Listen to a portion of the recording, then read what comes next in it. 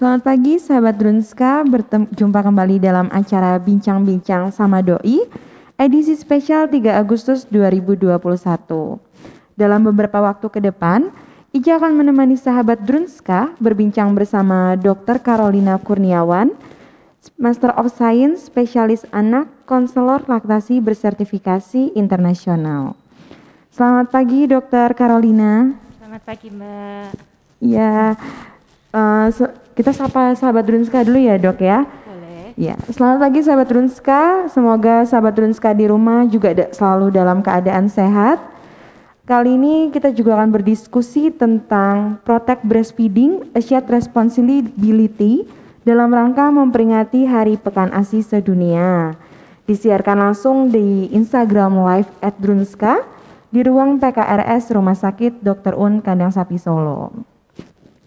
Mau ngingetin juga nih, buat sahabat Drunska yang ingin bertanya, silakan menuliskan pertanyaan di kolom komentar di bawah dan tentunya akan ada giveaway untuk sahabat Drunska yang beruntung. Tidak perlu lama-lama lagi, mari kita simak penjelasan dari Dr. Carolina. Silakan dokter. Terima kasih Mbak. Selamat pagi sahabat Dr. Unska semuanya. Dalam rangka memperingati Minggu Menyusui Sedunia ya, Pekan Menyusui Sedunia, sedikit saja mungkin kita ngobrol-ngobrol tentang ASI ya.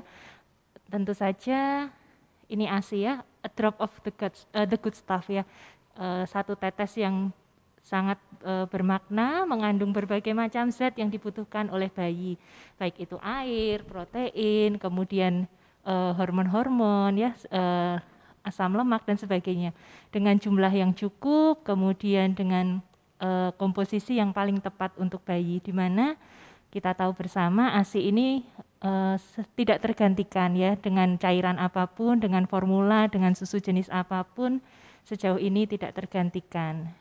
Begitu banyaknya ya manfaat dari ASI eksklusif, baik untuk bayi maupun untuk ibunya. Nah, kalau saya sebatas kompetensi saya dokter anak, mungkin saya lebih ke bayinya ya, manfaat bayi, ASI untuk bayi dari, bisa dikatakan dari ujung kepala sampai ujung kaki semuanya mendapat manfaat kebaikan dari ASI ini, baik itu untuk pertumbuhan, perkembangan otak, kulit, sistem-sistem pertumbuhan, sistem tubuh yang lain ya. Beberapa yang menjadi isu adalah ibu-ibu ini kadang merasa sebenarnya sih kita juga pengen dok ngasih ASI sebaik mungkin, sebanyak mungkin ke anak-anak kita, tapi kayaknya nggak cukup deh ASI-nya ya. Nah, memang hari-hari awal kan biasanya ASI itu belum banyak ya. Hari-hari pertama melahirkan biasanya ASI masih sedikit, tapi itu sebenarnya sudah sesuai karena lambung bayi yang baru lahir itu juga masih kecil, jadi kebutuhan bayi di hari-hari awal sebenarnya juga tidak terlalu banyak. Nah, kalau ibu-ibu ragu cukup nggak ya ASI-nya, itu kan yang bikin ibu-ibu sering galau ya untuk tetap bertahan pada ASI eksklusif ya. Kalau ragu-ragu, indikator yang mungkin bisa jadi pertimbangan kuat, pertama adalah berat badan bayi. Ya, asal kenaikan berat badan bayinya baik, dari bulan ke bulan pertumbuhannya baik, biasanya bisa dibilang ASI tersebut cukup. Kalau berat badan mungkin agak sulit diukur setiap hari ya, nggak semua ibu-ibu punya timbangan juga di rumah, stres juga kalau tiap hari nimbangin bayinya ya. Mungkin indikator lain yang bisa lebih mudah dilihat adalah buang air kecilnya ya. Bayi yang cukup minum biasanya akan buang air kecil 6-8 kali dalam 24 jam. Jadi kita bisa hitung dari berapa sering mengganti popok, dari berapa sering bayinya kencing ya. Sehingga jika kenaikan berat badannya baik, kencingnya banyak, pertumbuhannya baik, kemudian secara umum anaknya tampak well baby, meskipun ibu merasa ASI-nya cukup enggak, percayalah itu cukup ya. Tapi kalau memang ada gangguan pertumbuhan, ada gangguan perkembangan, ya itu tentu kondisi yang tidak sewajarnya, mungkin kita perlu konsultasikan. Sebenarnya ada dua hal kunci yang cukup penting dalam kesuksesan menyusui ini, yaitu posisi menyusui dan perlekatan ya. Untuk perlekatan, nah ini ada sedikit saya gambar ilustrasi ya. Untuk perlekatan menyusui yang baik, di sini gambar yang di sisi kiri ya, ini mulut bayi terbuka lebar, kemudian bagian areola atau bagian hitam di sekitar puting ini lebih banyak yang masuk ke mulut bayi. Kemudian bibir bayinya ini apa ya? Kalau bahasa Jawanya sih doer ya, terpuntir keluar, kemudian pipinya biasanya menggembung.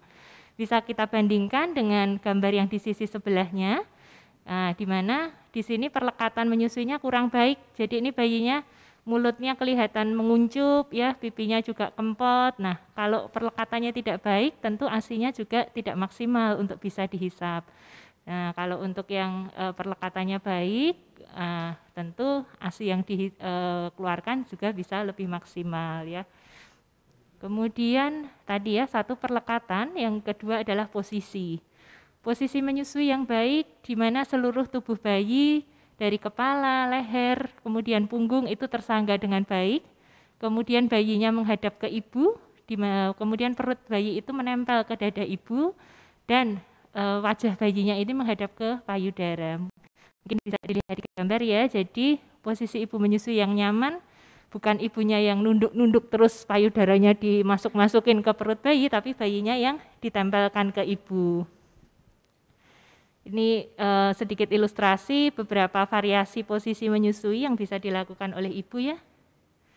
Nah mungkin itu, jadi dua kunci utama dari kesuksesan menyusui ini biasanya perlekatan dan posisi menyusui. Kalau keduanya ini baik, biasanya ASI eksklusif cukup lancar ya, bisa sukses lah sampai 6 bulan bahkan 2 tahun. Tapi untuk seorang ibu bisa bertahan menyusui eksklusif, tadi ya protect breastfeeding, kita kan temanya protect breastfeeding shared responsibility ya. Nah untuk bisa bertahan sukses melakukan ASI eksklusif ini, nah seorang ibu ini butuh dukungan ya, tidak bisa sendiri. Nah dukungan dari siapa saja? Satu dari pemerintah, tentu dengan kebijakan-kebijakannya, kemudian dari sistem kesehatan kita, kemudian dari keluarga, tentu saja itu sangat penting ya, kemudian dari komunitas di sekitarnya, dan yang terakhir dari employer atau pemberi kerja ya. Kalau pemerintah jelas ya dengan memberikan kebijakan, peraturan yang mana mendukung situasi menyusui eksklusif yang cukup kondusif.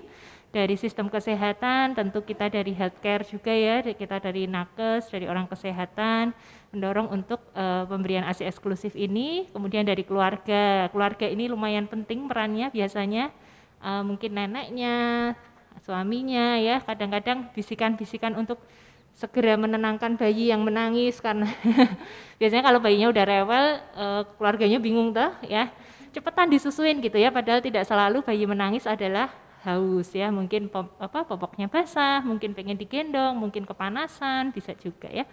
Kemudian komunitas, biasanya sesama mama-mama muda ini kan punya komunitas kan ya, nanti lihat itu kayaknya dikasih susu X kok anaknya gendut banget, yang ini kok enggak gitu ya, saling iri ya.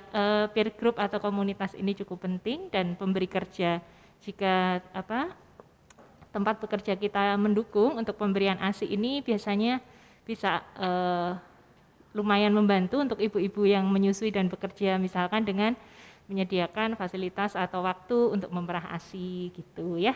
Nah mungkin sedikit yang saya bagikan itu saja, selebihnya mungkin kita bisa diskusi aja ya Mbak Ica ya. Iya, baik dokter, itu tadi penjelasan tentang protect breastfeeding, a shared responsibility dari dokter Carolina ya dok ya. Jadi sebelum masuk ke pertanyaan nih dok, Ica mau menginformasikan juga untuk sahabat Drunska, jika Rumah Sakit Dr. Un Kandang Sapi Solo berkomitmen mendukung program ASI eksklusif. Dengan adanya beberapa layanan dan fasilitas yang disediakan oleh rumah sakit, langsung saja kita lihat cuplikan video berikut ini.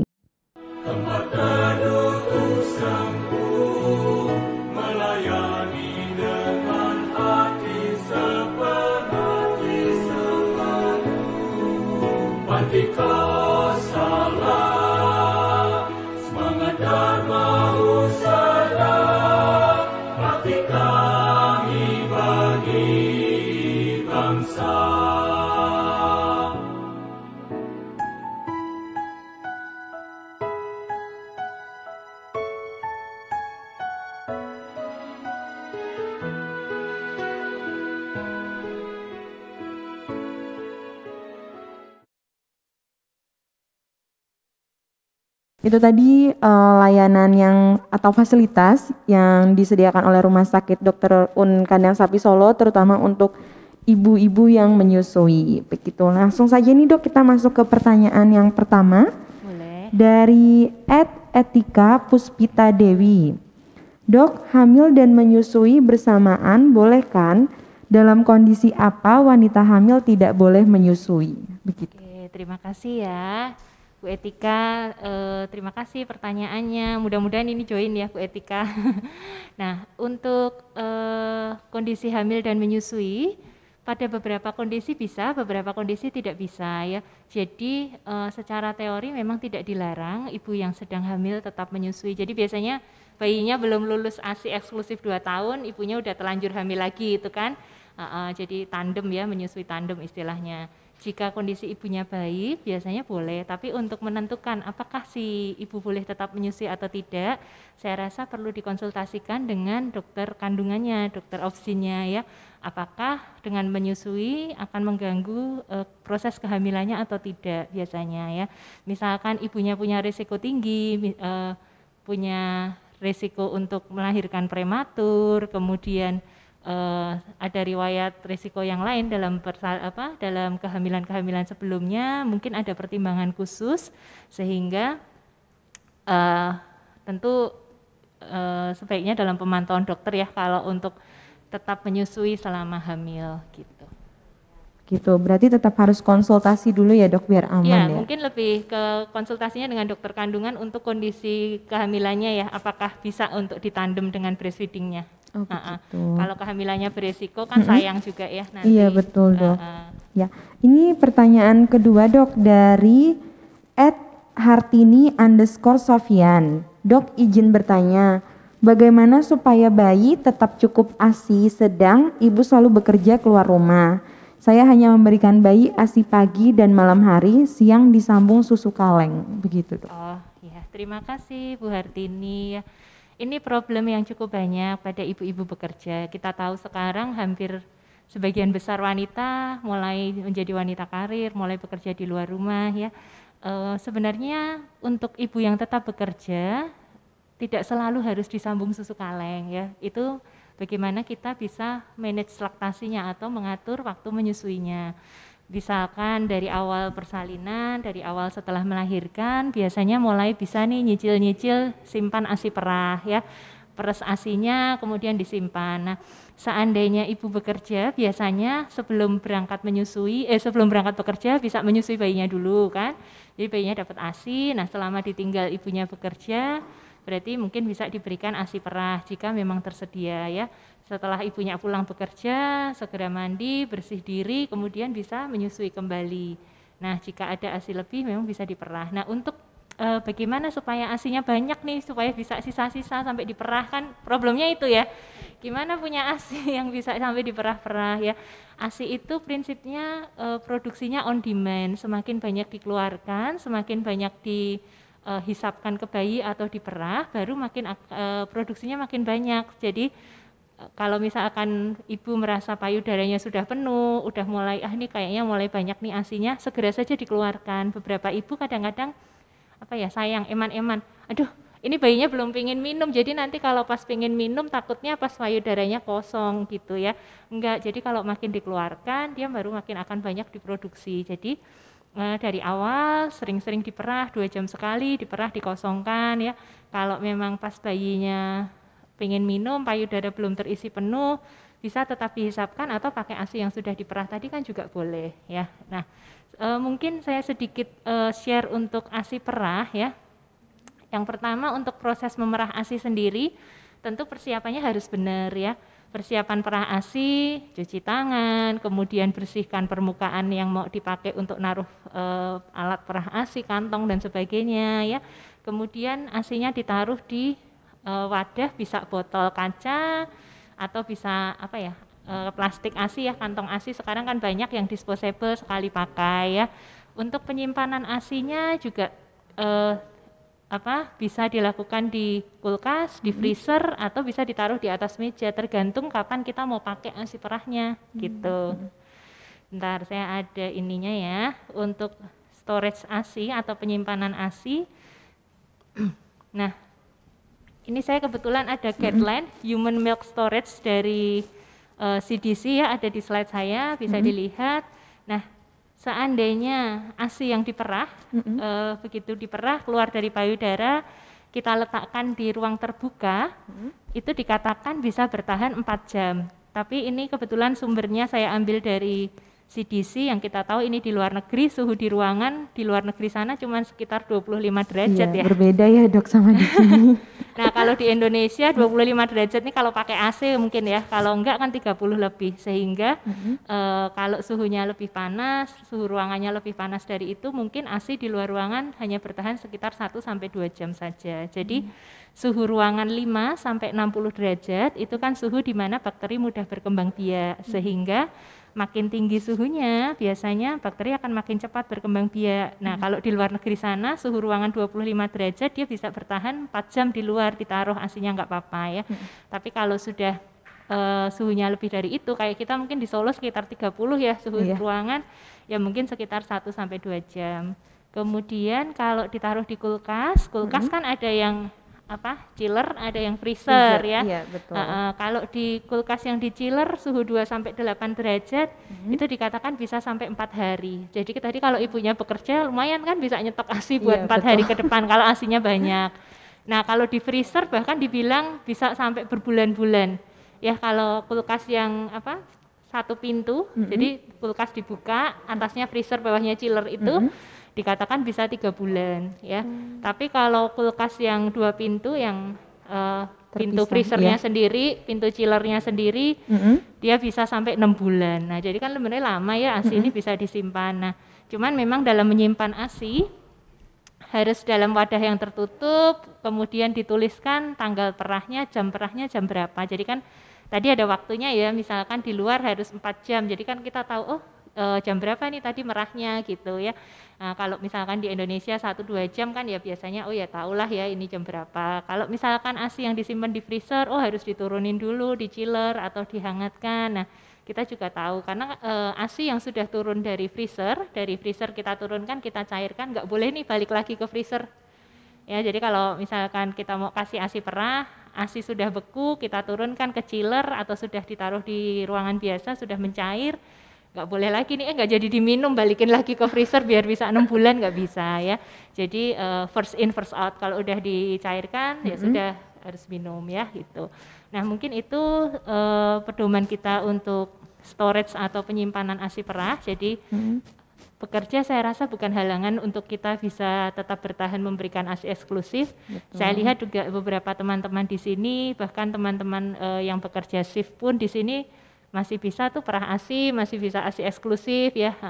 Jadi bagaimana kita memanage atau mengatur proses menyusui ini. Jadi kalau pas ASInya berlebih, simpan lebih hanya di ASI perah ya. Kalau misalkan pas kurang, ASI perahnya bisa diberikan gitu. Seandainya bingung ya mungkin setelah persalinan nanti bisa konsultasi dengan dokter anaknya ya. Bagaimana ini kalau mau nyimpan ASI perah, bagaimana caranya ini biar bisa mulai nabung, karena mungkin 2 bulan atau 3 bulan lagi biasanya ibu sudah mulai cuti pekerjaannya habis kan gitu. Begitu, cukup jelas ya Ibu Hartini Sofian terkait cara penyimpanan ASI perah ya dok ya. Ini ada berikutnya pertanyaan dari @alex.rian2412.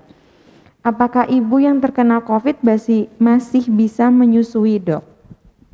Ya, ini memang lagi hits ya pertanyaannya. Apakah ibu yang terkena COVID bisa menyusui? Oke, sampai saat ini penelitian yang ada belum bisa membuktikan atau belum ada bukti bahwa ASI itu tercemar oleh COVID. Artinya misalkan ibunya kena COVID terus ASI-nya mengandung virus COVID menular, tidak ya. Sampai saat ini belum ada bukti bahwa ASI-nya itu mengandung virus COVID, tidak. Cuman perlu diingat bahwa COVID ini kan menularnya lewat droplet, lewat percikan ludah ya, kemudian lewat sentuhan fisik dan sebagainya. Nah, mungkin kalau ibu dengan kondisi COVID, yang pertama tentu lihat kondisi ibunya. Kena COVID-nya derajat apa nih? OTG, derajat ringan, derajat sedang, atau derajat berat ya. Kalau derajat berat ya mungkin agak susah ya kalau mau menyusui langsung, ibunya aja megap-megap, kalau mau menyusui langsung agak susah ya. Yang pertama jelas lihat kondisi ibunya apakah memungkinkan untuk direct breastfeeding atau tidak ya. Seandainya memungkinkan direct breastfeeding berarti harus dengan protokol kesehatan yang baik. Ibunya mungkin cuci tangan sebelum pegang bayinya, kemudian pakai masker ya. Nah, untuk seandainya ibunya tidak memungkinkan untuk menyusui langsung berarti kan dengan memberikan ASI perah tadi ya, kembali ke ASI perah lagi. Nah, seandainya memberikan ASI perah, proses penyiapannya pun sama, juga harus dengan protokol kesehatan yang baik ya. Jadi bersihkan dulu permukaan yang akan dipakai, mungkin meja atau apa yang untuk naruh botolnya dan sebagainya itu, ibunya cuci tangan, pakai masker ya. Resiko penularan sebenarnya ada ketika proses pemerahan dan penyiapannya. Jadi jika protokol kesehatannya kurang baik, kemudian proses penyiapan dan pemerahannya kurang baik, nah risiko penularannya ada di prosesnya, bukan di ASI-nya. Kalau ASI-nya sendiri yang menetes keluar dari payudara ibu itu tidak mengandung virus COVID, kemudian menularkan tidak. Tapi ya tadi mungkin dalam prosesnya harus lebih hati-hati, memperhatikan protokol kesehatannya benar-benar ya. Jadi misalkan pakai masker harus yang benar ya. Kemudian cuci tangan, kemudian wadah-wadahnya tadi juga harus disteril dengan baik. Nah, dan kemudian satu hal lagi pada ibu dengan COVID, biasanya yang harus diperhatikan adalah obat-obat yang dikonsumsi oleh ibu. Kan biasanya ibu dengan COVID diberikan obat-obatan. Nah, beberapa obat-obatan memang perlu kita diskusikan lagi dengan dokternya apakah memang sangat perlu diberikan atau tidak. Karena memang beberapa obat-obatan precaution ya, jadi kita berikan dengan perhatian khusus pada ibu-ibu menyusui. Gitu. Jadi bisa atau tidak ibu dengan COVID memberikan ASI tergantung kondisi ibunya, tergantung obat-obat yang dikonsumsi ibunya apa saja, kemudian juga bagaimana ibu ini mampu untuk menyiapkan dan memerah ASI dengan baik jika memang ingin memberikan ASI perah ya, itu mungkin. Begitu, berarti untuk ibu menyusui yang terkonfirmasi COVID sebenarnya masih bisa ya dok ya untuk menyusui, cuman ya, harus memperhatikan. Catatan ya, maksudnya lihat dulu kondisinya apa dulu ya, obat-obatannya apa dulu. Jadi tidak semua ibu dengan COVID terus totally tidak boleh menyusui, tidak semuanya juga. Ya. Begitu, berarti tetap harus memperhatikan hal-hal yang disebutkan tadi ya dok bagaimana obat-obatan yang diberikan, kemudian bagaimana kondisi ibunya sesek pakai oksigen megap-megap ya mungkin nggak memungkinkan untuk menyusui langsung. Betul. Iya. Masih sama nih dok dari Alex.Rian 2412. Pertanyaannya, ASI yang terlalu banyak bisa membuat bayi tersedak. Apa ada cara agar bayi tidak tersedak saat menyusui dok? Ya banyak ya faktor yang bisa menyebabkan bayi tersedak. Biasanya memang salah satunya ini ASI-nya terlalu banyak. Tadi bingung ya, kurang ASI-nya bingung, kebanyakan juga bingung, anaknya keblebekan ASI ya. Untuk ASI yang terlalu banyak, biasanya ibu atau sebelum menyusui bisa perah dulu sedikit, keluarkan ASI-nya sehingga yang disisakan di payudara mungkin sekitar 70 atau 80% dari biasanya. Misalkan ibu bisa perah dulu, keluarkan berapa, kalau ASI-nya banyak banget mungkin bisa keluarkan 20-30 cc dulu atau berapa ya, tergantung kira-kira produksi ASI-nya seberapa banyak gitu. Jadi kalau memang ASI-nya banyak banget bisa. Kemudian yang bisa kita lakukan supaya si bayi ini enggak tersedak, biasanya tersedak ini kan terjadi karena ASI-nya deres, ASI-nya banyak, terus bayinya minumnya ngebut ya, enggak kira-kira minumnya. Nah, bayi minum sampai ngebut banget begitu kan biasanya kalau kehausan ya kayak kita lah ya Mbak, kalau lapar maknya cepet banget gitu betul, kan. Nah bayi juga gitu, kalau lapar minumnya cepet banget, sehingga mungkin yang bisa dilakukan yang pertama berikan minum sebelum bayi benar-benar merasa lapar sampai udah kelaparan banget. Jadi mungkin misalkan bayi baru lahir setiap 2-3 jam sudah biasa kita berikan minum sehingga tidak terlalu lapar, sehingga ketika menyusu pun bayi masih bisa menikmati proses menyusuinya. Kemudian selalu pastikan posisi kepala lebih tinggi dari posisi perut sehingga lebih mudah tertelan dan tidak kembali lagi, sehingga itu kan merangsang untuk memudahkan bayi tersedak kalau kembali ke atas ya. Oh begitu dok, kan tadi dokter bilang katanya ada waktunya 2-3 jam gitu bayi yang baru lahir. Itu misalnya dok sudah jamnya untuk ASI tapi bayinya tidur, itu bagaimana dok? Ini agak tricky ya. Jadi untuk beberapa tergantung kondisi bayinya. Pada bayi-bayi dengan kondisi khusus biasanya kita tetap minta untuk 2 sampai 3 jam. Pada umur-umur bayi tertentu. Pada bayi yang baru banget lahir, apalagi bayi mungkin bayi kecil, bayi prematur, kita tetap minta untuk 2-3 jam sekali dibangunkan. Ya, jadi untuk bayi-bayi yang baru lahir biasanya tetap kita usahakan 2 sampai 3 jam sekali dibangunkan untuk diberikan minum. Nah, untuk bayi-bayi yang lebih besar, biasanya sudah 3 bulan ke atas, nah itu kan seiring dengan bertambahnya usia bayi, perut bayi ini kan juga berkembang ya, ukuran perut bayinya juga bertambah, sehingga kapasitas untuk menampung ASI cadangan di perut ini kan lebih banyak besar, ya, tandonya agak lebih gede ya, jadi bertahan lapar agak lebih lama, sehingga kalau semakin bertambah usia biasanya kita bisa agak longgarkan. Biasanya sudah 3 bulan ke atas itu agak sedikit longgar. Tapi kalau di bawah 3 bulan rata-rata kalau bayi berat badan lahir cukup ya 2,5 sampai 4 kilo kita tetap berikan tiap 3 jam. Tapi kalau misalkan bayinya lebih kecil biasanya tiap 2 jam. Kan kalau bayinya makin kecil berarti lambungnya juga makin kecil, tandonya kecil, tempat nyimpennya sedikit jadi kosongnya juga cepat. Oh, gitu. Makin bertambahnya umur, kapasitas lambungnya bertambah sehingga oke lah masih bisa nih ada stok buat 2-3 jam ke depan, 4 jam ke depan mungkin masih bisa gitu. Oh, begitu. Ya, ini dari Alex Dotrian lagi, Dok. Apakah ibu yang terkena mastitis masih boleh menyusui anaknya, Dok? Oke, untuk mastitis ini kan kondisi khusus ya. Kita harus lihat kondisinya, Bu, untuk kondisi mastitisnya sampai separah apa. Yang jelas untuk mastitis biasanya tetap kita sarankan untuk ASI dikeluarkan ya. Bisa dengan mungkin dipompa, diperah tetap bisa ya. Cuma nanti tetap harus diterapi atau diobati untuk mastitisnya sendiri. Gitu. Semakin tidak dikeluarkan, semakin nggak diperah ASInya, pasti akan makin berat itu mastitisnya. Sehingga kalau memang mastitis itu kan satu kondisi sakit ya, kondisi patologis, sebaiknya ibu konsultasi sehingga diarahkan ini harus diapakan dan tetap dipantau supaya mastitisnya sendiri cepat teratasi sehingga ibu bisa kembali menyusui normal. Begitu, berarti ada ini ya, Dok, treatment khusus ya mungkin ya? Nanti biasanya kan kalau memang mastitis radang ada infeksi atau tidak, kalau memang memerlukan terapi obat kan kita tetap harus berikan obat ya, tapi prinsipnya ASI tetap harus dikeluarkan. Begitu. Iya. Oh ya, baik. Berikutnya, Dok, dari @synthesis_1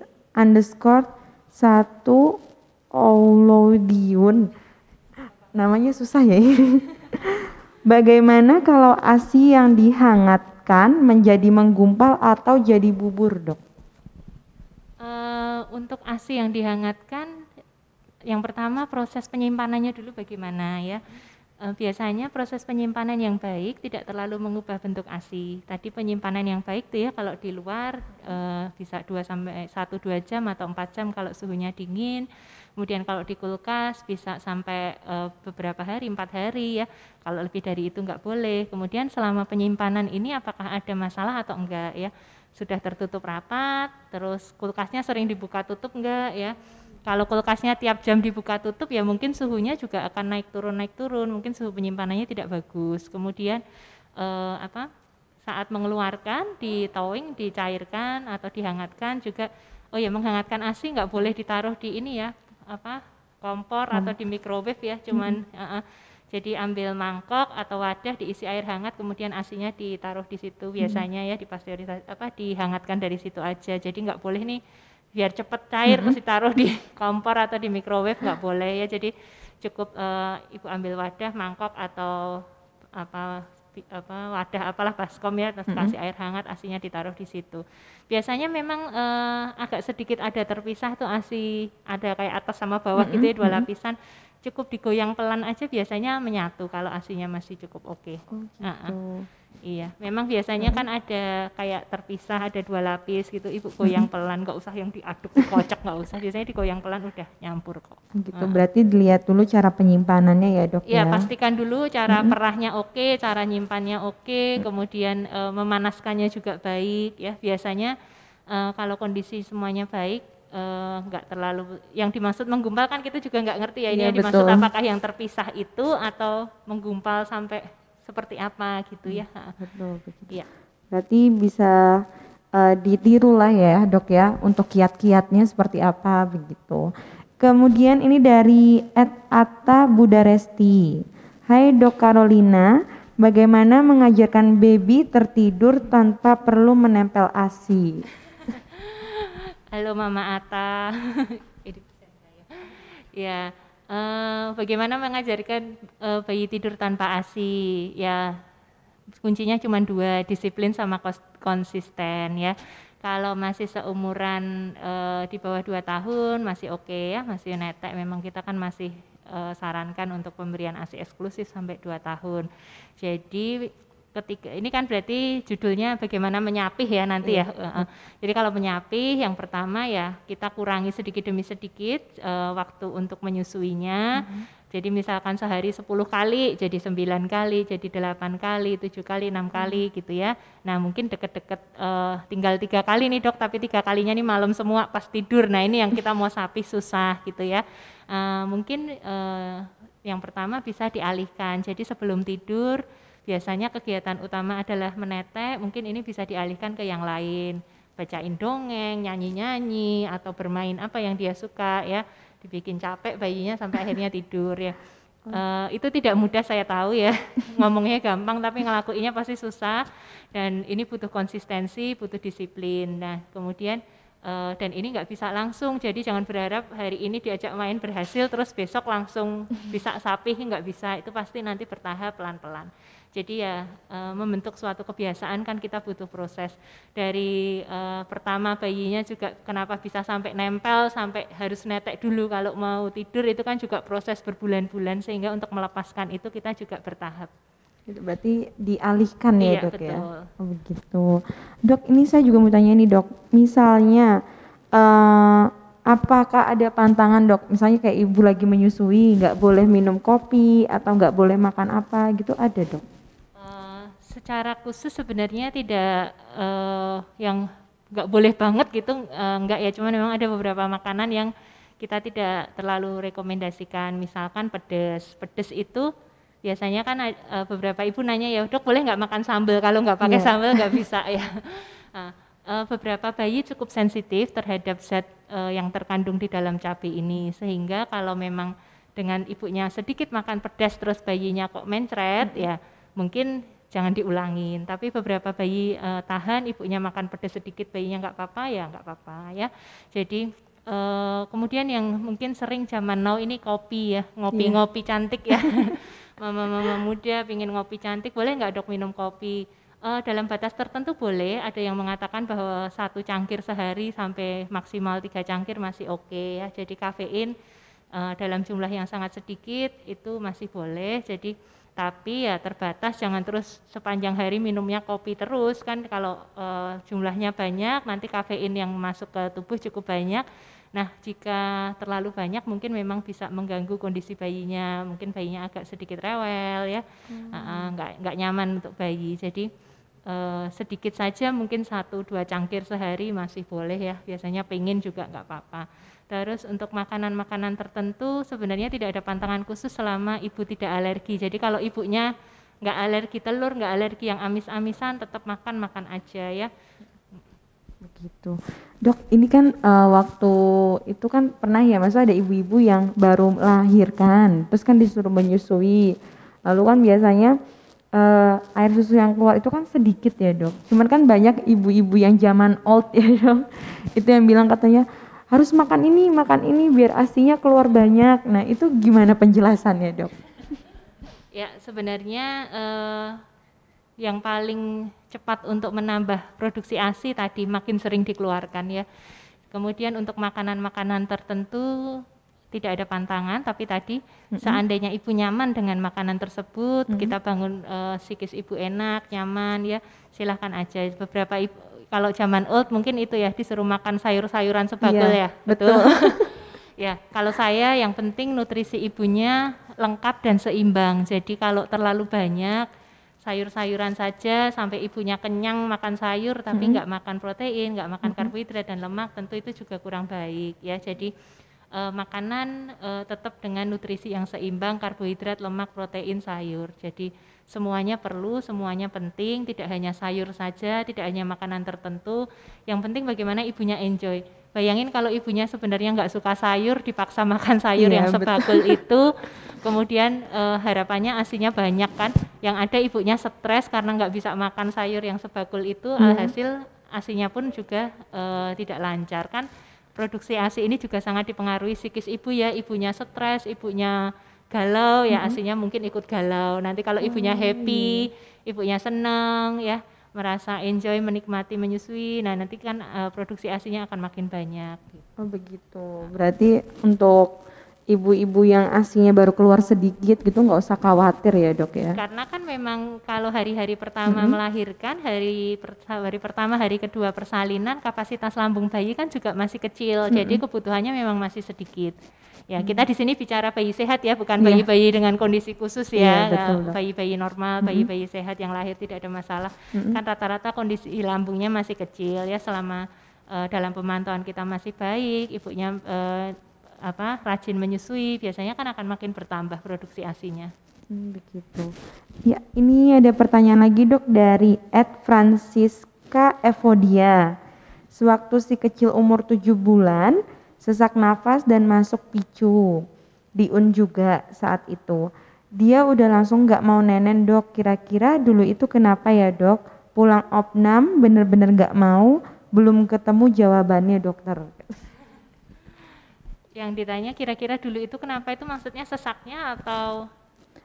Sepertinya waktu sesak itu langsung nggak mau nenen sampai setelah dia pulang dari opnam gitu. Ya memang dengan ini kan berarti kalau udah bayinya sesak, ini kan kondisi khusus ya. Sesak mungkin kan penyebabnya macam-macam, bisa infeksi paru atau mungkin ada masalah jantung atau apa, saya kurang tahu kondisinya waktu itu. Nah memang dengan kondisi sesak, jangankan mau menetek ya, kita aja kalau lagi sesak megap-megap buru-buru mau minum ya, gelagapan ya. Jadi dengan kondisi sesak, dengan kondisi saat itu sakit, apalagi ini judulnya masuk picu ya, berarti kan kondisinya berat ya kalau masuk picu. Dengan kondisi sesak yang berat ya, saat itu mungkin memang tidak diperbolehkan atau tidak disarankan untuk menyusui langsung, sehingga saat itu mungkin ASI diberikannya lewat selang ya, lewat NGT. Jadi ketika sudah sembuh, sudah baik, mungkin bayinya masih perlu latihan kembali, jadi seperti mengulang memperkenalkan menyusui gitu.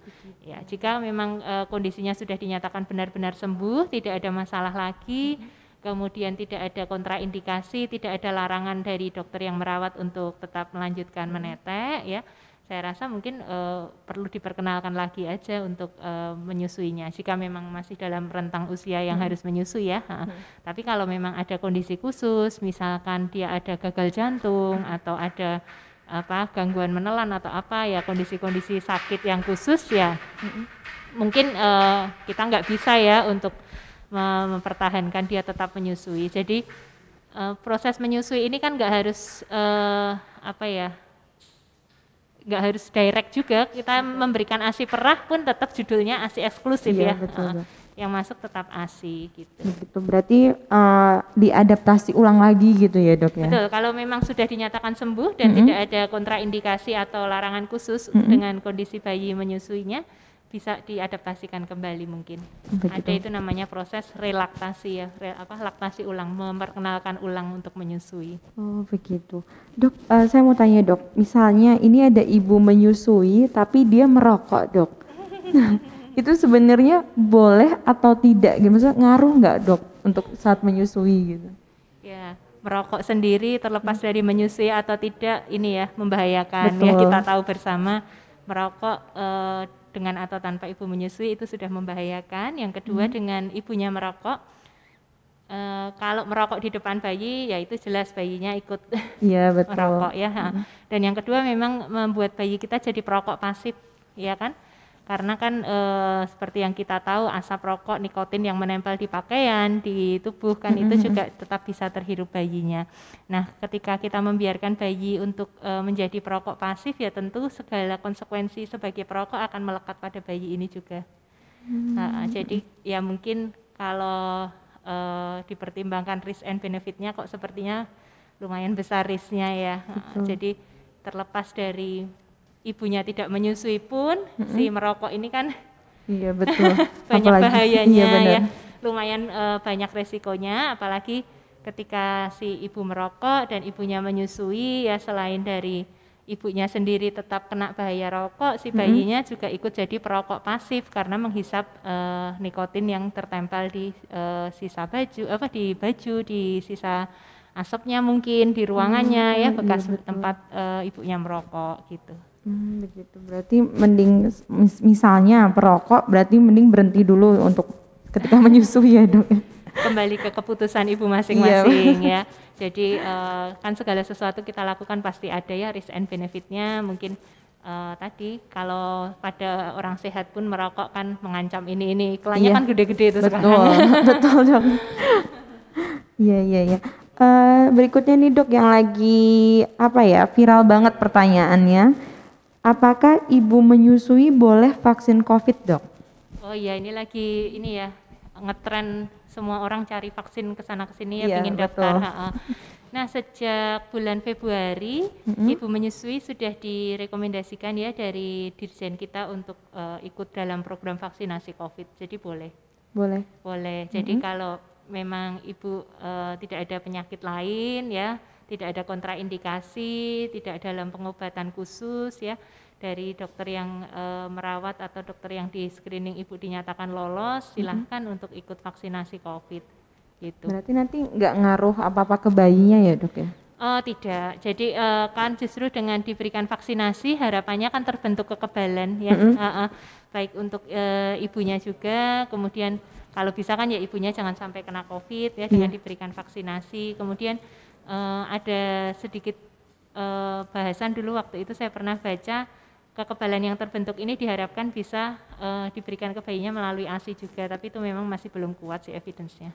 Oh begitu dok, berarti nggak apa-apa ya untuk ibu menyusui untuk ikut vaksin begitu ya dok? Iya, sudah direkomendasikan ya untuk ibu menyusui ikut dalam program vaksinasi COVID saat ini. Ya. Baik, itu tadi pertanyaan yang sudah dijawab oleh Dokter Carolina. Semoga semuanya mengerti ya sekarang ya dok, yang tadinya masih bingung segala macam, tapi ketika mendengar penjelasan sudah paham. Juga ini ada informasi nih dok, penting banget buat sahabat Drunska yang di rumah aja, namun perlu konsultasi dokter. Don't worry karena kita juga menyediakan layanan telemedicine di mana konsultasi tatap muka bisa dilakukan melalui aplikasi smartphone, dan untuk obatnya bisa diantar juga dengan layanan antar obat. Ya, Dokter Carolina, tidak terasa ini waktu kita sudah hampir habis. Terima kasih untuk sharingnya tentang Protect Breastfeeding a Shared Responsibility. Ini juga mau ngasih kenang-kenangan nih dok. Buat Dokter Carolina, ini ada tumbler dari Rumah Sakit Dr. Un Kandang Sapi Solo. Iya, mau dipilih yang mana dok, hitam atau yang gold? Mana aja deh. Iya, mau ngingetin juga dok. Setiap tanggal 3 itu kalau beli jus di Cafe Diet dengan menggunakan tumbler Drunska itu akan dapat potongan 30% dok. Hari ini dong ya? Iya, setiap tanggal 3. Jadi ini pas banget. Jadi selain bisa menjaga lingkungan dengan mengurangi plastik, juga bisa berhemat dan sehat begitu. Ini sebagai penutup, mungkin ada take home message yang ingin disampaikan oleh dokter untuk sahabat Drunska di rumah. Oke, terima kasih. Jadi memperingati Pekan Menyusui Sedunia ini ya, sebenarnya memang banyak tantangan kita dalam tetap bertahan memberikan ASI eksklusif untuk bayi-bayi kita, tapi saya yakin kalau semua pihak terlibat, semua pihak bekerja sama ya untuk melindungi si proses breastfeeding ini ya, tadi kan Protect Breastfeeding ini merupakan tanggung jawab kita bersama. Saya yakin kalau semua pihak saling terkait, terlibat satu sama lain, saling mendukung, saya rasa proses menyusui ini tetap bisa berjalan eksklusif ya untuk anak-anak kita. Ya, terima kasih juga untuk semua sahabat Drunska yang sudah mengikuti dari awal hingga akhir. Pemenang giveaway akan diumumkan hari Sabtu melalui postingan IGTV. Jadi stay tune di Instagram @drunska ya. Selamat melanjutkan aktivitas bagi sahabat Drunska sekalian. Jangan lupa tetap mematuhi protokol kesehatan, menjaga kebersihan dan selalu jaga kesehatan. Kita berdoa bersama agar wabah virus corona ini segera berakhir. Rumah Sakit Dr. Un Kandang Sapi Solo aman untuk Anda. Sampai jumpa di acara Bincang-Bincang sama Doi selanjutnya.